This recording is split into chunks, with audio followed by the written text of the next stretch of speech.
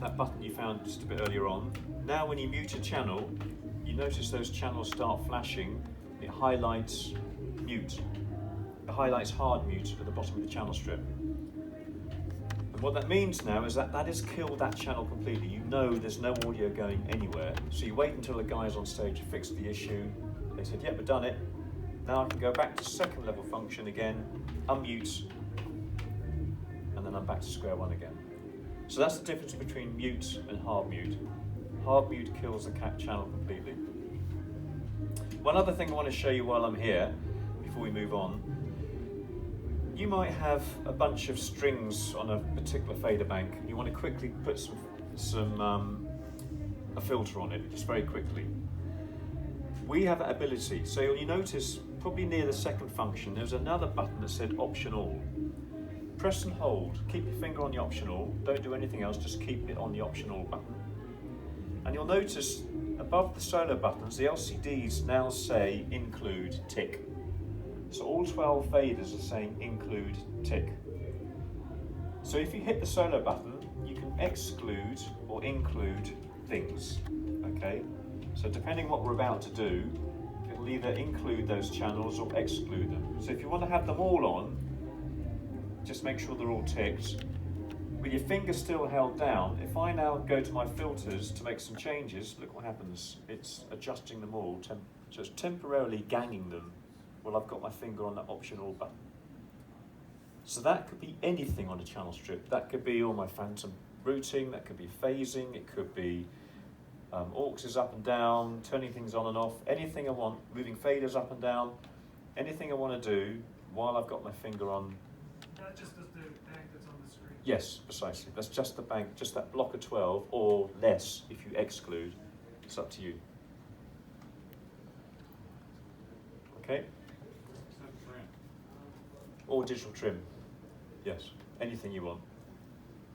Actually, to get to digital trim, that's a good point, I forgot to show you that. On the SD9 and SD11, if you select the gain where it says quick select gain, obviously at the moment we've got some stage rack inputs routed into my channels, so I currently got control of my analog gains.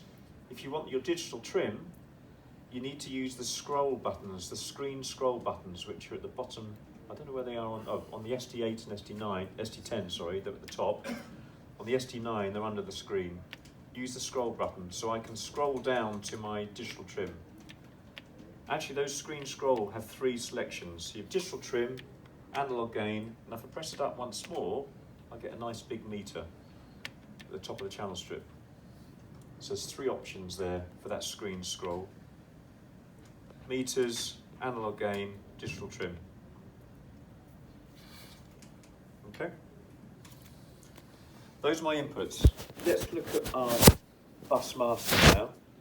So if you select subgroups 1 to 12 and assign those to the screen, so I can quickly see them on the screen. So hopefully you're looking at a red page like this. Depending on the desk, you'll either see 6 mono and 6 stereo subgroups. So if it's an SD11, you'll see 3 mono and 3 stereo subgroups. Now, when we create a session, we always put monos first and then stereos. So if I now look at my Orcs Sends, by selecting the fader bank that says Orcs Sends, it's exactly the same. I've got monos and then I have stereos. Now, of course, if you're a monitor engineer, you might have a musician on stage that has a combination of in-ears and wedges. And it makes much more sense for you as an engineer to have those mono and stereo sends close to each other on a channel strip, as opposed to all your monos, then all your stereos. So we can actually do that. If you go to your master screen and go to that session structure page, which is under Files and Session Structure, I can actually reorder my auxes and my subgroups for that matter. If you select the button that says Auxiliary Order, you'll notice now that I could go in and I can select an auxiliary, a stereo aux, and move it up the order. Okay, so I can reorder the auxes. Okay. Now, the important thing to know with this is that in order to do this, I have to restructure and create a brand new session with this new order. It's not a problem. I don't lose anything as long as I haven't pressed any of the clear buttons. All I'm doing is reordering the layout. Also, it's important to know that if I've spent hours prepping for a show and I'm nearly done and I suddenly think, bugger, I need a couple more Orcs Masters and a couple more stereos, I can go into this page, as long as I don't clear anything and I just select stereos and dial in a few more. When I restructure the session, I will just have those additional resources available to me. So I've still got exactly the same session, everything, I haven't lost anything, I've just got more buses which I can put on the surface. So when I do go around creating a session, don't get, and you're thinking, well, how many do I need? How many buses and how many channels? Don't get too wound up by that. You've always got the ability to add more at a later date. Okay, so let's go back to my subgroups on the screen, using the screen assign button. So I've got 6 mono and 6 stereo. Now, as I said before, all your output routing is done at the bottom. So if you want to route these to a physical output, press the bottom of a subgroup. So the first touch selects it, the second touch will open up the output page. And it's here that I can send it to a physical output to the outside world. If you like using buses to compress a combination of channels and then assign those to the master bus, I can do that as well. So I can assign a bus to a master bus, just in a conventional analog way. So I could assign that to a master bus if I wanted to. And of course I can label them again like before. Where Digico, what we offer though is slightly unique, is that we actually have Auxilary Sends on our subgroups. Okay, so if you're an engineer that like working with subgroups and you want to subgroup all your drums to a stereo bus to apply a compressor over the top of it or whatever, I could then use that stereo bus and send it to my guys in ears if I wanted to. So not many consoles have that capability, auxiliaries on subgroups. In fact, I don't know of any others except for SSL, thinking about it. Okay, so close that. At the top, which is your setup, go to the top of one of your buses. You will see that there is a page, the button that says merge. All of our buses have a secondary input, a merge input, where I can take a source from the outside world and bring it and merge it with my internal sources. So that has come about from the old analog days where you had maybe two old heritages because you didn't have enough input channels, so you have to cascade 2 desks together. So you take the buses out of the slave desk and bring them into the merge input on the master desk. That's exactly what we're doing here. And that merge input can be any source on the system, literally anything. So if you're running an optical system, I can take signals from somewhere else in the system and bring them as a merge input onto a subgroup. When I look at a stereo bus and look at the merge input, it becomes really useful because a lot of people use this merge input as a secondary channel. So they will bring in effects returns. Instead of tying up an input channel, they'll use the stereo bus as an FX return, or as a iPod playback, or stereo keys, or HD playback, or whatever. And then as long as you route that to the master bus, that is just like a normal channel, because you've got Orcs Sends on these, don't forget. If I unfold that, there's my Orcs Sends for that stereo bus. Okay. You'll notice, actually, if you go back to subgroups, you'll notice there's a button that says tone halfway down that setup page.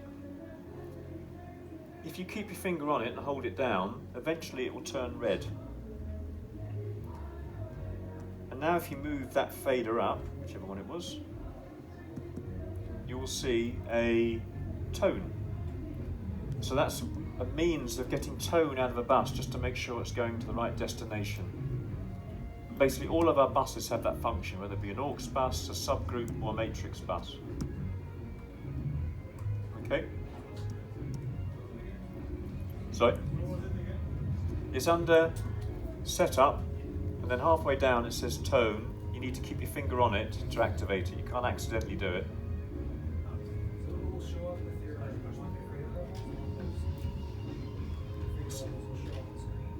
Sorry? The fader levels on the screen for toggling show up.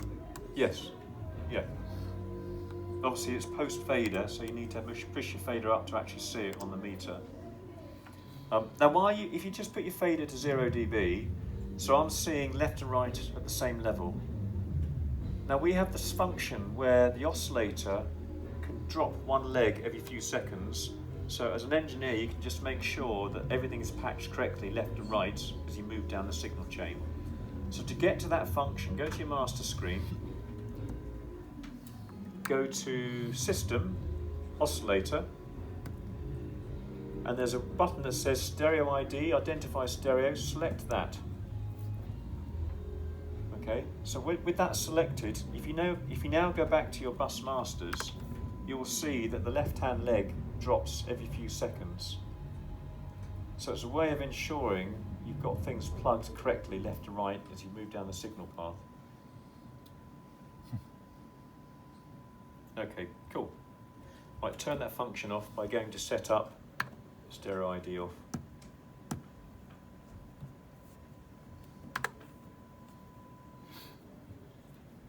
Great, okay. Now if I look at my Orcs Masters now, so these are my subgroups, go to Orcs Masters. It's a very familiar looking page. If you just toggle between subgroups, Orcs and matrices, you'll notice that they all look very, very similar, and that's because they are the same processing on all of them. Okay, but we're looking at Orcs at the moment. Now if I look at my Orcs, if you go to the top and touch the top, the first touch selects it, the second touch brings up the setup page, just like on all the other channels. And it's here that I can globally change a bus to be pre-fade, pre-mute, post-fade. So you'll notice at the top there's a button that says position. You press that, it says pre-fade, pre-mute, post-fade. And that's your global selection for that particular Orcs bus.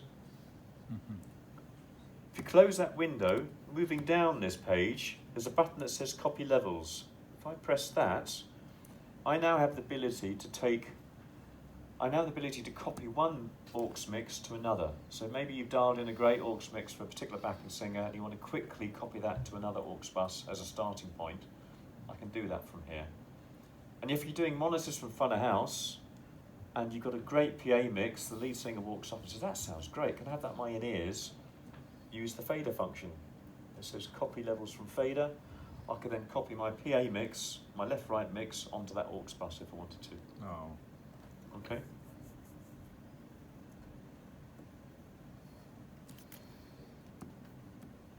Right, close that window. When you do the position and you would select pre-fader, Yeah. it doesn't indicate. No, because it's just toggling. Yeah, so It's you just- have to remember to. Well, the moment you look at your channels, you'll see what it's doing. But you're right, it doesn't. I mean, I must admit, again, we've asked the R&D guys, the software guys, to do that because it's common whenever you do training. Everyone says, "Well, it's not showing me what I've just done." I could never quite understood why we have never done it, but it's just a toggle function basically. Looking at moving down the Orcs bus, you'll notice there's a talkback row of rotaries. Now on the SD11, SD8, SD9, if you press Orcs, the rotary is under the screen and the switches now become the ability to talk to individual Orcs ends. On the SD9, on the SD10 and SD8, you've actually got to pre-program, or you've got to program one of those rows of rotaries. So on these two desks, to do it, where there's a little LCD display beside that row of rotaries, keep your finger on it and hold it down. And while you're holding it down, touch the row of talkback controls, the blue controls. Let go. And now that is mapped to that row of rotaries. And I could do that anywhere actually on the desk, on input sections. If I want to have a custom layer, a user-defined layer, to do other things, I just keep my finger on the LCD display, touch the screen, and it just it's a custom layer basically. So that talkback enables me to talk to individual musicians if I wanted to. And actually, while you're on that page, if you go to second function and use the rotaries, you'll notice there's a dim control. So if you turn those rotaries now, it's actually dimming it. And what that means is when I hit talk, the whole level of that Orcs bus drops. So you're not having to shout over their mix, it just temporarily drops it, it dims it. Oh. Okay. Now, while we're talking about talkback, obviously that enables me to talk to individual musicians, but all of our desks have a dedicated talkback panel. So if you go to master screen, and under setup, under setup, right at the bottom, just above text chat, hit talkback. Now some of the desks give you one option, some you have two, some you have three, depending on the console. On the SD9 you've just got one button to push. So there'll be a talkback button somewhere, a physical talkback button on the surface somewhere. So I need, for the talkback to work, I need to assign a talkback microphone to the desk. So some of you have got microphones actually, some of you haven't, I'm afraid, but if you just go and grab a microphone and plug it into input number 1 on the back of the desk.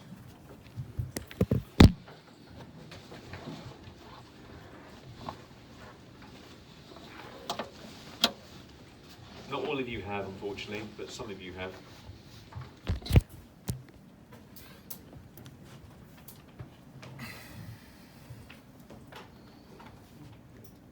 Okay, so assuming you've all plugged it into input number 1, when I'm looking at this talkback page, underneath the microphone level control, there's a white box. Press that white box and a routing page will pop up. Select main input, go to your local I/O, local mic, number 1. So you have now routed socket number 1 into your talkback. So if you now talk, and you've got level control using the touch and, what's control is that? Yeah, there's a gain control on your talkback panel on the actual desk. Okay, so that's your input. And then to route that to an output, if you press the white box underneath the talk button on the screen, that enables you to route it to a physical socket. So that's how you route it to an actual socket on the system somewhere. So if you're at front of house, you want to talk to the guys on stage, typically you'll route it to a socket on the rack, and then they'll patch it back into their system so they can distribute amongst the wedges or wherever they want to send it. Obviously the advantage of an optical system is I can do it within all the optical worlds, so I can send audio down the optical system to the desk for them to pick up somewhere else.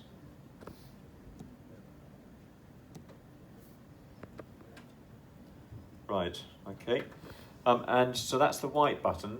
If I close that white box and go to the purple box above the talkback switch, it's here that I can assign it to many Orcs buses. So if I want to talk to all my stereo in-ear guys, just select all those boxes, and now when I hit the talkback button, I'm talking to all of them.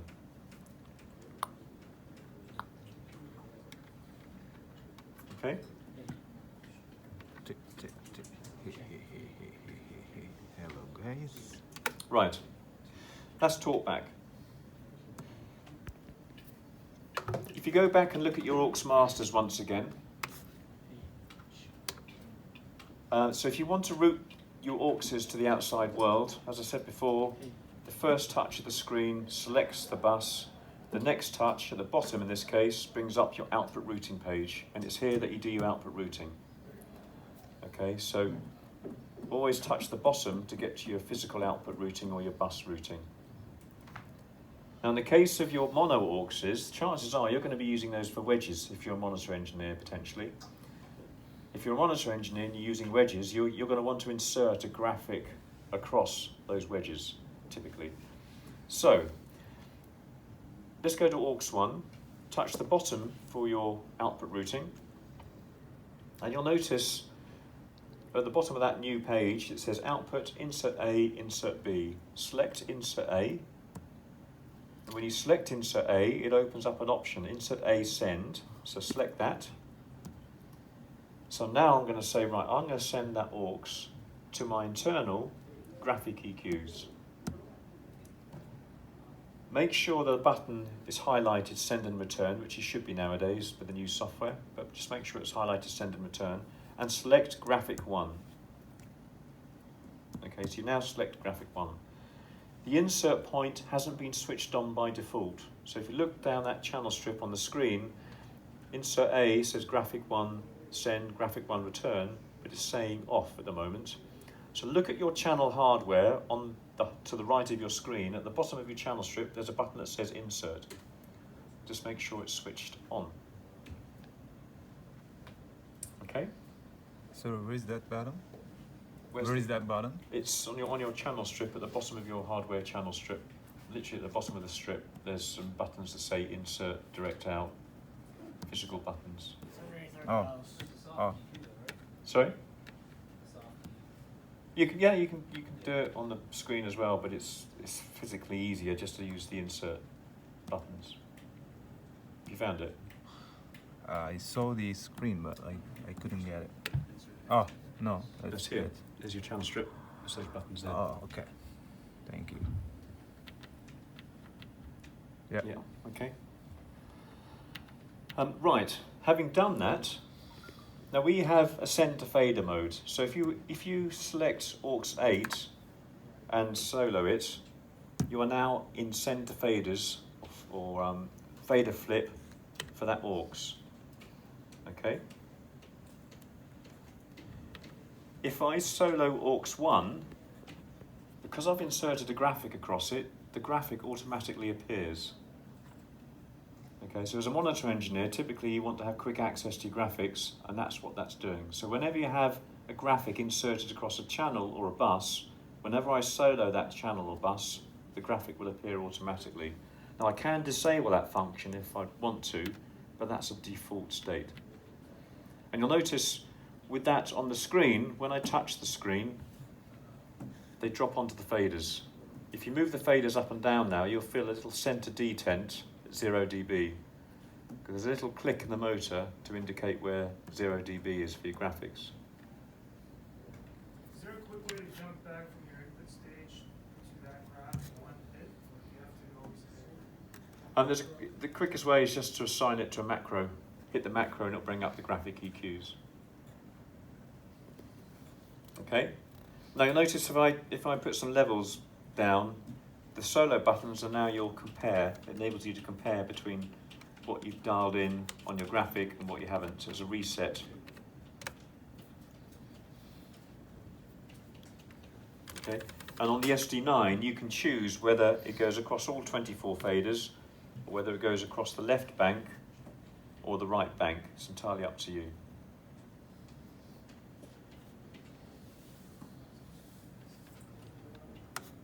Cool.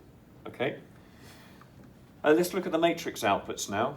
So we've looked at subgroups, we've looked at Auxes. Let's look at Matrix Masters. So depending on the desk, you will have 8, 12, 24, 36, 48 masters, matrix buses. Depends on the size of the console. So what we're looking at when we're looking at this page are literally just the physical matrix bus outputs. So like any other matrix bus, you touch the bottom to get to your physical output routing. So if I'm using these to do my PA left to right mix, let's go and label them. So where it says matrix 1, let's label that in caps, PA left. Hit the next button before you hit OK and label it PA right. You then might label it sub. It could be delay left, delay right, whatever. Maybe you've got a CD record left. I'll show my age. CD record right. Whatever. Okay, so I've now gone and labelled these matrices. But I now want to bring something into the matrix mixer. So unlike the Yamaha desks where you've got your channel strip and at the bottom of all your Auxes you've then got additional rotaries to do your matrix sends, we do it differently. If you go to your master screen and select your matrix page along the top, what you're looking at is a sub-mixer. So you're looking at, depending on the size of the desk, it'll be an 8 input, a 12 input, a 24 input, depends on the desk. Each one of these columns is an input channel, and each one of those rotaries is like an auxiliary send, but it's actually a matrix send. So just like a normal Digico input channel, I need to bring something into that channel strip. In this case, the matrix input. So just like on the input side, I touch the top of that to bring up my input routing page. I then go to matrix input as an input routing function. And what I'm doing, I'm going to bring my mixed left-right bus into this matrix. So it's an internal source, not a physical I/O source. And it's a subgroup because my mixed bus is a subgroup. And then you need to scroll down and try and find where it says master left, master right. Now, it might be number 7, it might be number 4, it might be number 12 in my case, but you just need to find it. And what I'm going to do, I'm going to use the ripple function again. So I'm going to select 2, number 2, because what it means is when I select master left, it's automatically going to route the next consecutive input master right. So you'll see I've actually done it now. So master left, master right. So now when I close that, I've now got my mix coming into the matrix, and I want to send it to PA left and PA right. So I touch the screen, PA left, and I touch PA right for my master right. Okay, and then I use the touch and turn control to send it.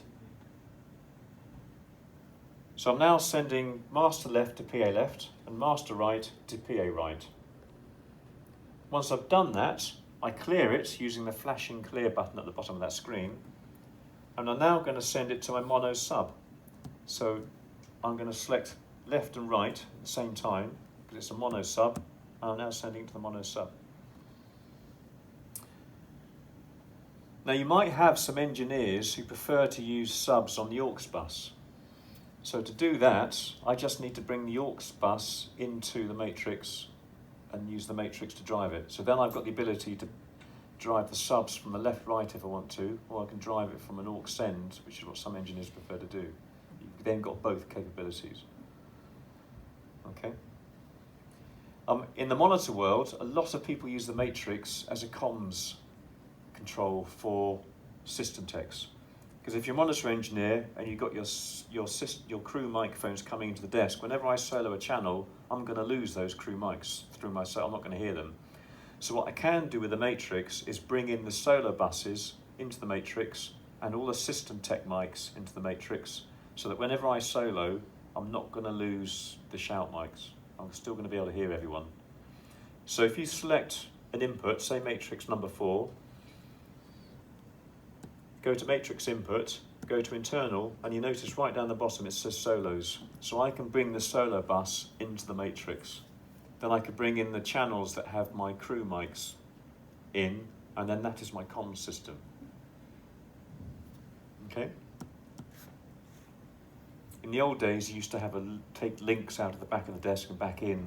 You often see that with some other consoles, and it certainly used to be the case with us. But with one of the recent versions of software, we added this function where I can bring the solo bus directly into the matrix. Cool, okay, close that window. And then you'll also find somewhere on the desk it says CG 1 to 12 or 1 to 8, depending on the desk. These are your control groups, or VCAs in Digico world. So assign that to the screen.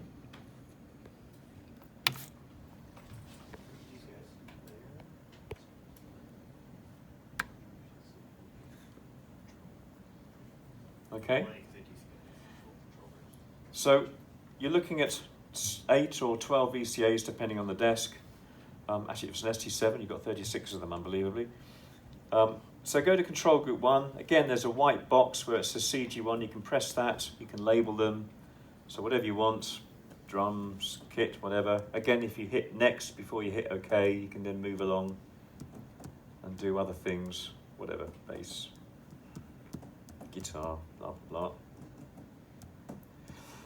To assign things to those VCAs, looking at your drum or CG1, hit the join and leave button. And now when you do that, if you look at your input channels, the LCD displays are saying to CG1 on all the channels.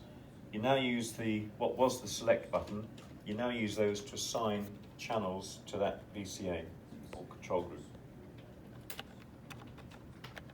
Okay, and you notice they now appear in the list.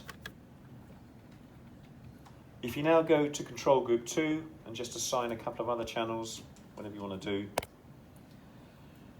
notice now if I just touch the control group 1 fader, the VCA, it highlights them on the screen. Okay, because these are touch sensitive faders. And it's a really good way of just being able to double check when you're programming VCAs that you've actually got the faders, the channels going to the correct control groups just by touching the faders, because it highlights the ones you've done. Okay? Does that highlighting carry over to the channels when you're in the channel strip mode as well? Yes, you'll see them highlighted on the channel strip as well. Cool, okay. That's your VCAs. Let's look at the onboard effects. Let's go to master screen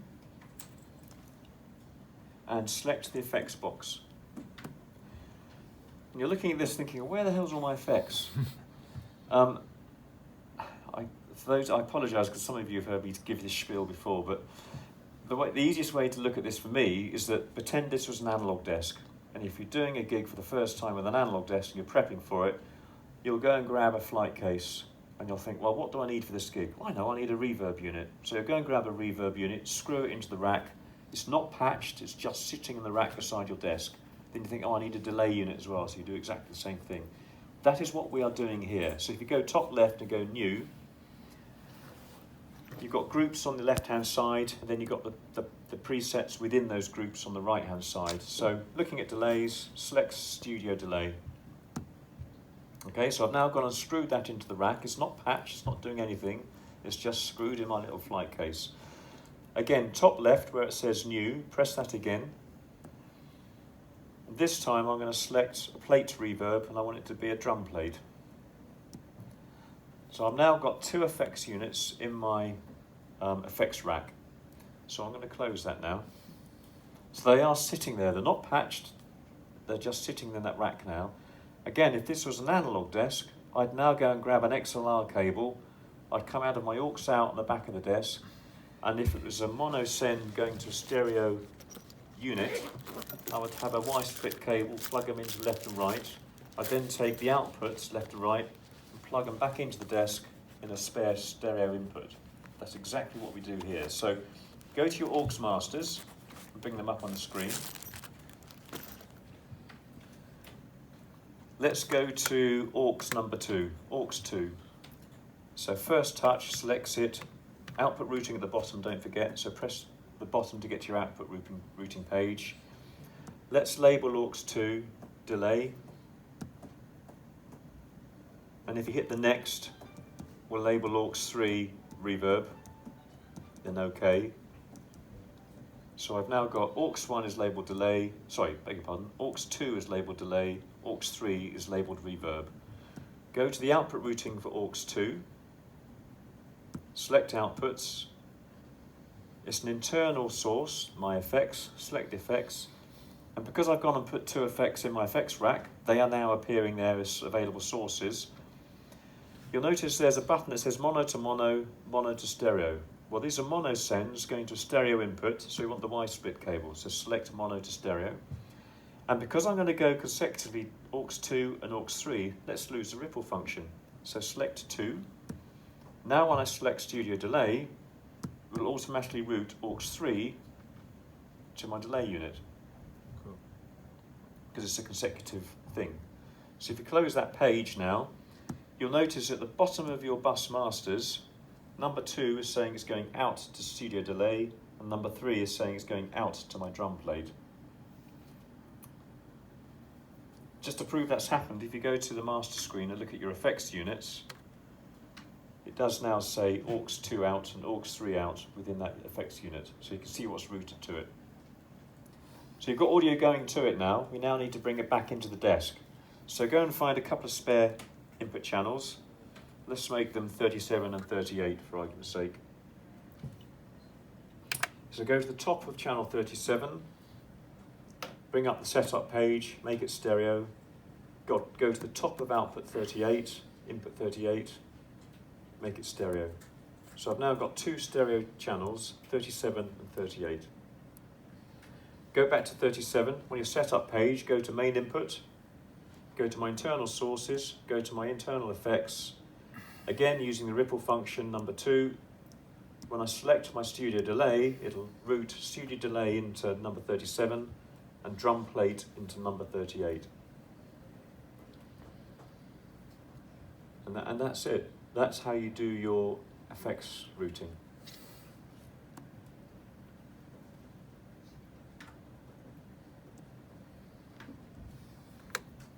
Great, okay. Now for those of you who are monitor engineers, if you go to, along on the master screen, go to solos, it brings up your solo window, and it's here that I can configure the 2 solo buses. So like most digital consoles nowadays, we have 2 buses. So you've got one output for your wedges, one output for your in-ears. So if you're using wedges, I could make solo 1 a mono bus instead of a stereo bus if I wanted to. And those direct outputs at the bottom enables you to route the solo bus to a physical socket somewhere to drive your wedges or to drive your personal belt, in-ear belt pack.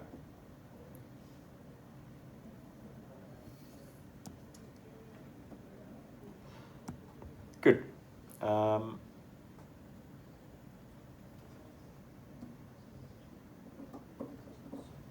What else do I need to show you quickly?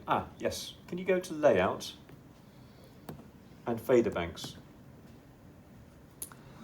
It's here that I can move blocks of 12 faders around the surface. So this is showing me a graphical representation of the fader banks on the surface. Okay? So in the case of the SD9, because I've gone and turned that floating window off, which enabled me to change layers, I can't get to layer 2 and layer 3 at the moment because I used a macro to get rid of that function. But if I bring it back onto, I can't remember what button it was. It's not that one. Oh, there we go.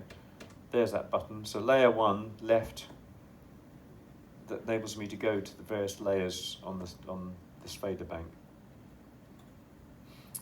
But anyway, from here, I can label these blocks. So 1 to 12, I might want to call drums. So if I label them drums, because that's how I've configured my system, now 1 to 12 is now called drums on the surface. Mm-hmm. If I want to move that, I select it on the screen, so there's a yellow box around it. Then using the controls under where it says swap, move, copy to and clear, if I select move, send it to an empty fader bank somewhere, I've now gone and taken that block of 12 and put them somewhere else. I can do this all on the fly, there's no interruption to the audio. To put it back again, select them, move, put them back. I could also do duplicates. So like on the SD12, I was using an example earlier where you might have more than one person on the desk. I can duplicate channels using this function and put them both on the work surfaces. Okay? Right, close that window. There's one other thing I want to show you in layout before we quickly get onto snapshots and I'll give you some audio to play with. One of the strengths of Digico DS is the ability to move any channel and any bus to any location on the surface. So let's delete some stuff. So select channels 1 to 12, or the one that's labelled drums, probably. You'll notice to the left-hand side of your LCD displays on that fader bank, there's a button that says LCD function. Can you select that? What this does is give you some additional controls, and these will temporarily change the function of those silver buttons. So normally they are your solo button. So that first option is solo. So if I select the solo button, if I select solo, then that goes back to my normal default state of it being a solo button. If I go back into the LCD function, I then have a button that says solo choice. If you select that, using the silver buttons, now when you press the silver button, it is toggling between the various solo buses. Solo 1, solo 2, solo 1 and 2. So that determines which solo bus that channel or that Orcs subgroup matrix is going to. Go back into the LCD menu. We then have a button that says gang. If you select gang, I can now gang X number of channels together. So if you gang channels 1, 2, 3 and 4, a little tick appears beside the word gang, and you'll notice on the bottom of the screen it's telling me that those 4 channels are ganged. If you now move channel 1, 2 or 3 or 4, you'll notice that they all move together with the faders. And if I move my gains, they all move together, but they keep their relative values. That's the important thing. They keep their relative values, whatever they are. So they're temporarily, well, they are now gang, everything is ganged together. If I want to break the gang temporarily, keep your finger on the Option All button, that all-important Option All button I showed you earlier on. While the finger is on, move a fader, for instance, and let go. So it temporarily breaks that gang. Then when you let go of the Option All, it's back in the gang once again. So it temporarily breaks the gang, the Option All button. Now we actually have a gang scope. So by default, it's ganging absolutely everything except for the pan. But if you go into your master screen, look at the main menu, and go to Options, the 4th function along says Gangs.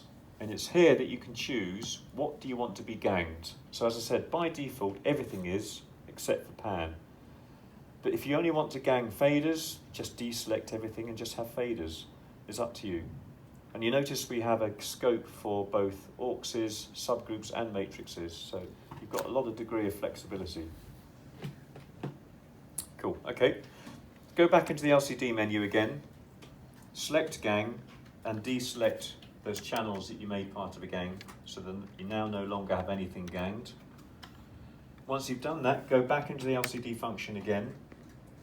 Ignore join CG, that's just another way of quickly getting access to your control groups, assuming you had a control group within this particular fader bank.